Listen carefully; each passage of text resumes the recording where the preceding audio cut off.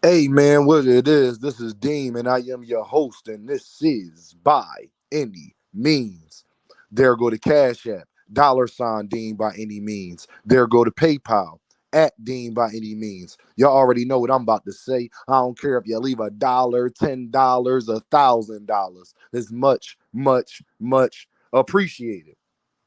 Now, y'all, I know that we all hype about Shakur Stevenson, Keyshawn Davis, Abdullah Mason, O'Shaquie Foster, and I hear y'all. I'm excited too. A lot of guys fighting tonight, and a lot of things gonna be proven tonight. Keyshawn Davis gotta win in dominating fashion. Shakur Stevenson gotta win in dominating fashion. Abdullah Mason will win in dominating fashion. And then you got O'Shaquie Foster, who's kind of in a dog match, but I got him winning.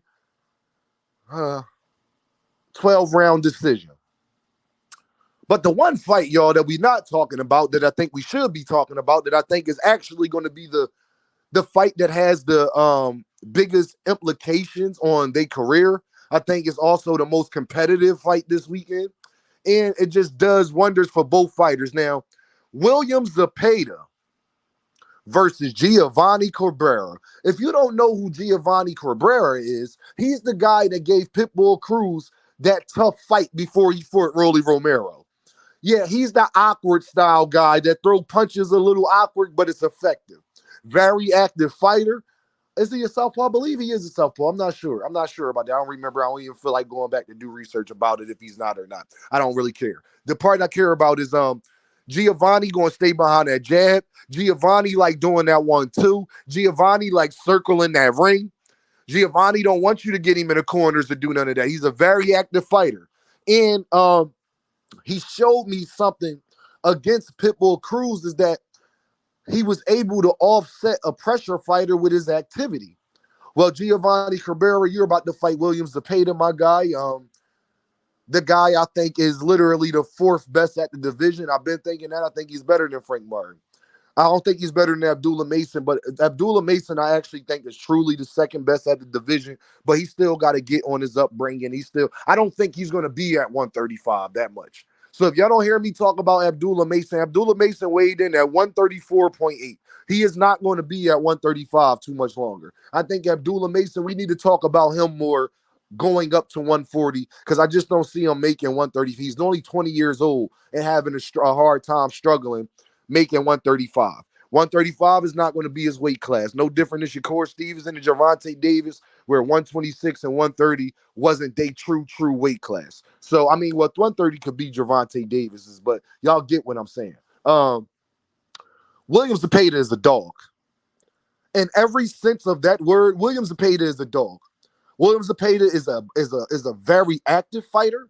William Zepeda has pretty good footwork. William Zepeda is one of those guys that's not great at anything, but he's great at being consistent, though. William Zepeda is great. He has a great IQ, though. That's what I do love about him. William Zepeda is going to break you down at all three levels. That means that he's going to go to the body, he's going to tear up that midsection, and he's going to go try to connect to the head. He's the type of guy that punches you in the shoulders, and wherever he can hit you, he's going to hit you, and he's going to do it all night. William Zepeda has a gas tank that many don't have. William Zepeda probably is the most active fighter in boxing, or at least one of them. So you got two active fighters, y'all, going at it with each other. You know what that means to me? That's a dog fight and a lot of blood. But I think more from Giovanni Cabrera's side than William Zepeda, because I think when they are exchanging, William Zepeda counter punching is going to be big tonight. I think William Zepeda is not is he as big as Giovanni? I think Giovanni might be a little taller, a little bit longer, but I think that's the only advantage that he has over William Zepeda. I don't think it's nothing else that he does better than William Zepeda. Y'all know how I like to judge fights, y'all. We get into too much other stuff. Let's go to the 4 criteria of boxing. Does Giovanni Cabrera have better defense than William Zepeda? No. Does Giovanni Cabrera have better ring generalship than William Zepeda? No. Does Giovanni Cabrera have better effective aggression than William Zepeda? No. Does Giovanni Cabrera have clean and effective punching better than William Zepeda? No. That's why I pick people to win or not win fights, yo. The 4 criteria of boxing, if I don't think you're better at that other person at any of them, it's going to be hard for me to say that you have a chance in this fight. The thing I like about Giovanni Cabrera, I think he's gonna show and prove more than people is gonna give him credit for. That's why I think that this is gonna be the best fight this weekend. I think he loses though, and I think he loses in a round 9 knockout.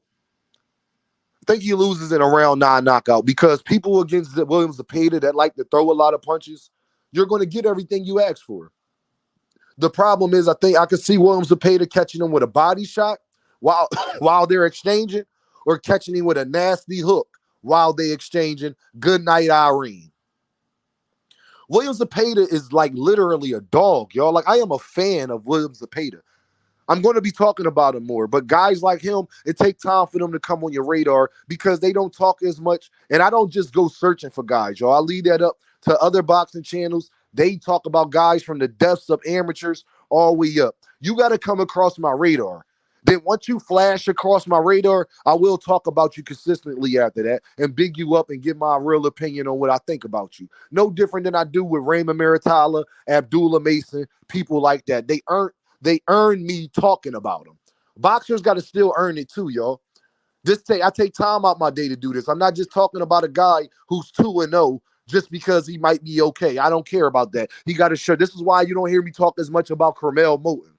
Carmel Moten is about to fight on a UFC fighter that's turned boxer undercard.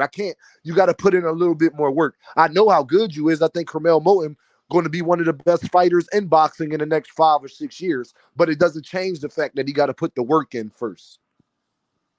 It don't change the fact. I can't talk about Carmel Moten more than I talk about Shushu Carrington, and I don't even talk about him that much. It's a respect level thing there. You got to grind and put the work in. Williams Zepeda is a contender. He's not a prospect. He's right there knocking on the door. Actually, I think that's going to be Gervonta Davis' toughest fight at 135. Dean, why you say that? Because Williams Zepeda is active. Williams Zepeda is not going to care that's Gervonta Davis. Williams Zepeda is going to do what he does, and he's going to try to destroy Gervonta Davis, similar to Pitbull Cruz tried to do.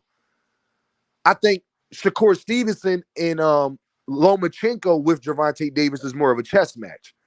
They're going to be a little more cautious. They're going to be a little more testing the waters. Williams Zepeda, I believe him and Gervonta Davis is fireworks from round 1. That's why I say I think that'll be the best fight. Not because that'll be the biggest challenge, but that'll be visually, literally the best fight we can see.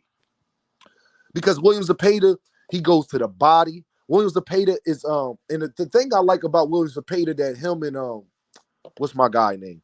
Bam Bam Rodriguez got in common. They punch placement is second to none.